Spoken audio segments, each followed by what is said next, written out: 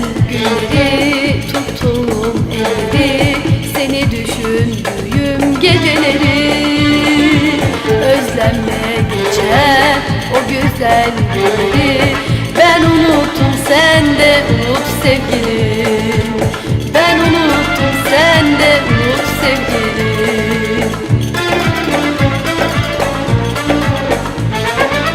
Hayaller kurma yine gönlümce, aşkı unut savaş kendi kendine. Hayaller kurma yine gönlümce, aşkı unut savaş kendi kendine. Yolun sonuna geldik hadi güle güle, ben unuttum sen de unut sevgilim. Ben unuttum sen de unut sevgilim.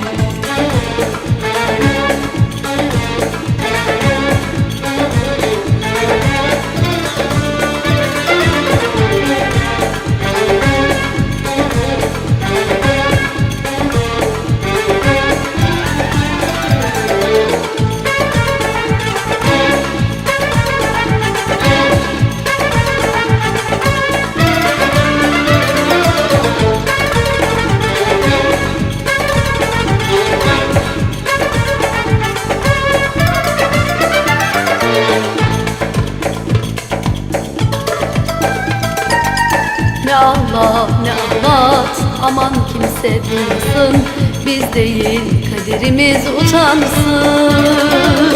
Bırak artık düzelsin senin de hayatı, ben unuttum sen de unut sevgilim. Ben unuttum sen de unut sevgilim.